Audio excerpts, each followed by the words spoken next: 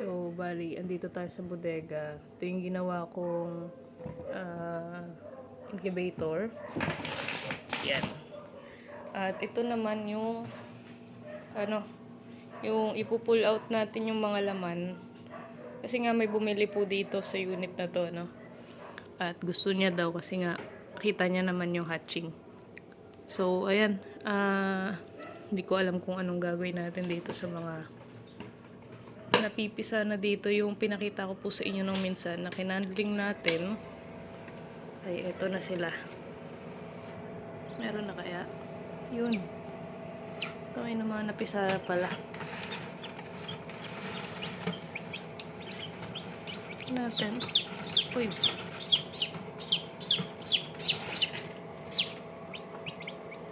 Ihipit na. Ayan. Nagka-crack na to. Lagyan natin dito.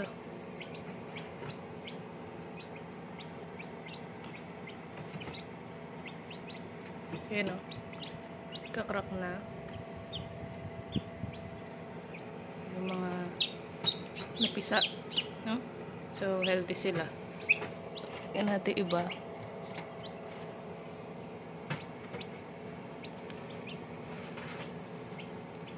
Nagugulo kasi sila nung mga napisa na.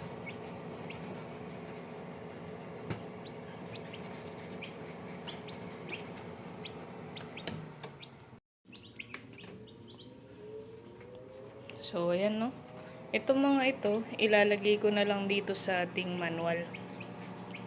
Dito sa ilalim. Ayan.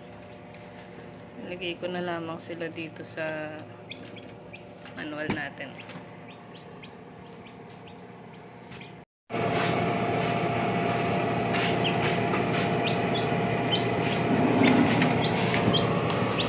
Ayan. Ito, may crack na to eh. Mapipisa na siya. Lagay ko na lang sila dyan. No?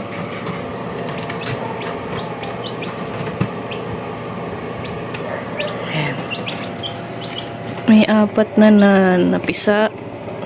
At meron pang 8 na papisa pa lang.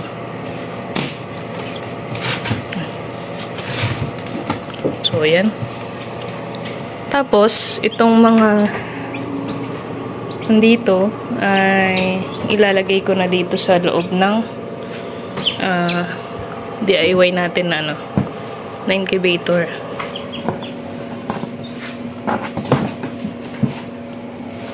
Ayan. So, yan.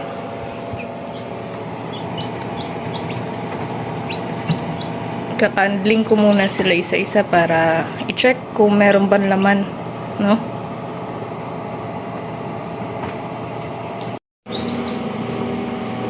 So, ayan, no? Tinanggal na natin lahat ng mga itlog dito sa ating incubator. At ito yung mga, nung kinandling ko kanina, mga wala silang similya lahat. So, clear. So, hindi ko na sinama yan. Ito yung mga may mga similya at may mga mangilan-ngilan na malapit na rin mapisa. So, dito ko sila ilalagay hanggang sa makagawa tayo ng automatic ulit na incubator. O, yan. Puro manual na ngayon. Ito yung manual pang isa. So, ma-hatch to sa March 18. No? Ayan. So, i-on ko to. Then, papatay na natin tong incubator na to. Itong mga itong di naman mamamatay dyan dahil mainit naman eh, no? Kunin ko to. So, bagay hindi ko na to kailangan kasi meron naman yung yung isang gamit ko na humidity reader. Pero syempre, hindi ito kasama sa binili. Kaya, sama lang natin to dito. Yan. No? So, yan. Sara ko lang to.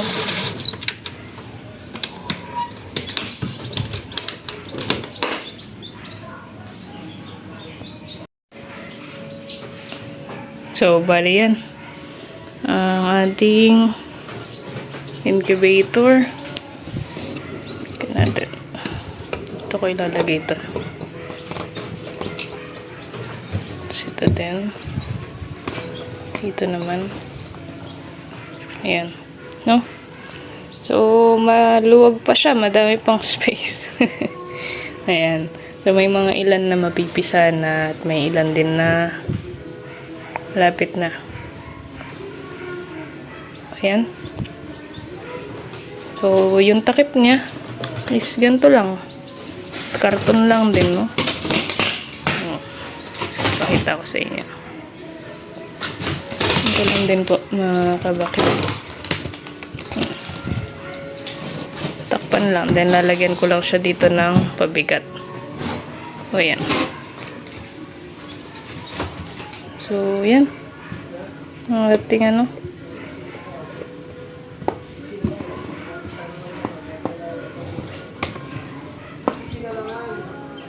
Ayan.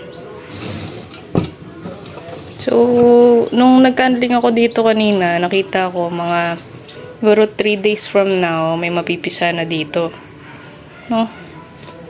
So, yan. Calibrated naman na tong ating thermostat. So, wala na akong isipin pa. O, yan po. So, antabayanan nyo kung may mapipisa ba. Tapos dito, ito yung ating mga ano, kasalang. Punong-puno din yan. Huh? So, ito kasi, bibilhin na to. So, pull out na natin yung incubator na yan. Ito na yung kagabi na nilagay natin na ano, na mapipisa kako, no? Ano na yung kanyang shell. So, hindi ko muna binuksan dahil baka mapisa na rin yung mga kasama niyang nilagay ko sa taas. So, ayan. Tapos, ito yung ating incubator. Huh?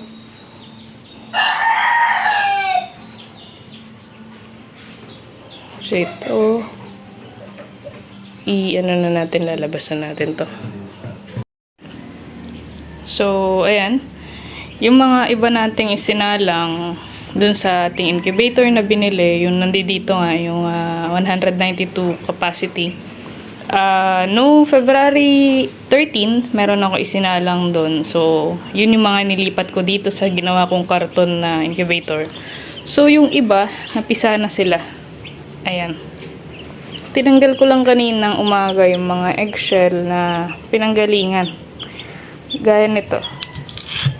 Mga ganyan. Tinanggal ko kaninang umaga dahil para hindi siksikan, saka maapektuhan kasi yung mga ibang itlog na nai-incubate pa lang. Lalo na kapag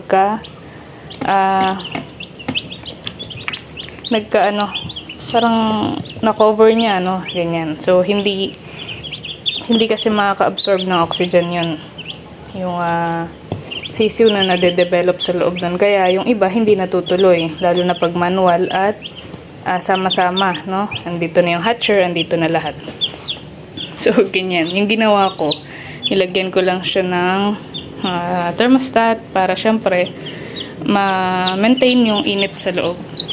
Kasi kung walang thermostat, walang papatay ng ilaw. So, continuous yan ang umiinit. So, hindi po yun effective pag walang thermostat, ano? So, ganyan. Nilipat ko sila dito dahil, yun nga, binili yung ating incubator na biglaan. So, talagang nagmakaawa yung bumibili dahil kailangan niya daw. So, ako naman, ito, urgent lang din. Wala rin ako mapaglagyan ng mga nakasalang doon. So, nilipat ko sila dito sa ating karton na incubator. So, ayan. Pagpapisa naman at meron na rin dito. Ayan. Tanggalin nyo po lagi yung eggshell, no, na pinanggalingan. Or nung mga sisiw, no, para hindi matakpan yung mga napipisa pa lang. So, ayan. Kukunin ko na itong mga to. And then, ililipat ko dun sa karton na may mga kasama din silang mga nauna na pisana.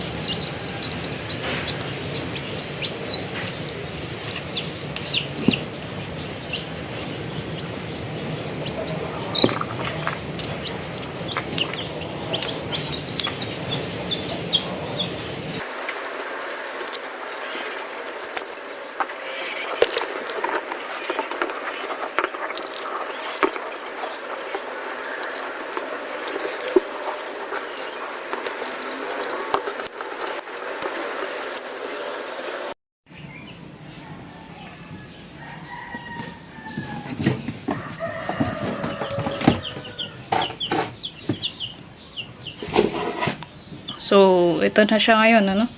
Yung last batch ng incubator natin dito sa karton na incubator natin, ano? So, ililipat ko na kasi masyado na aksaya yung kuryente natin. Kasi meron na rin naman akong space dun sa incubator natin sa loob, sa may bodega. So, ito na yung marami na ako nakuha dito. Ito na yung last batch.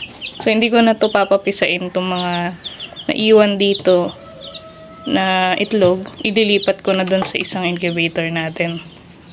So, ayan na. Malalakas na yung mga sisiw na napisa. Ilan din sila? 1, 2, 3, 4. Bale, 8 sila dito, no? Mga ka-backyard. So, ayan. Kung gagawa kayo ng ganito, mas mainam talaga na hindi lang DIY. Dapat calibrated pa din. So, pinakita ko sa inyo na itong ating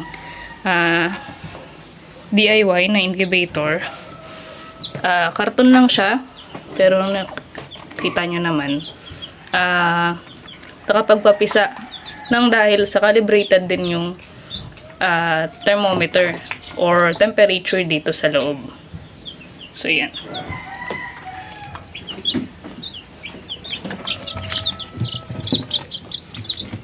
So, yan yung mga papisa natin dito. Lilipat ko na to. Tapos, i-off ko na kasi 40 watts din tong ginamit natin. 40 watts, 40 watts. So, yan, pinakita ko lang sa inyo na possible naman kahit ganito lang yung inyong gamitin. As long as calibrated, no? Kita nyo po yung humidity natin. So, yan. So, yun lamang sa ngayon, mga ka-backyard. At sa mga walang budget, possible naman po na ganitong gawin yung incubator. So, yan. So, marami pang itlog. Lilipat ko yan kasi bali, 3 na yung gumagana incubator. Medyo mabigat na din yung watts na gumagana. 40, 40, 80 to. Then, yung sa kabila doon, 80 din. So, off ko na to. Gusto ko lang ipakita sa inyo, ano. Ayan. Yan lamang sa ngayon, mga ka-backyard. Happy farming and happy breeding po sa ating lahat.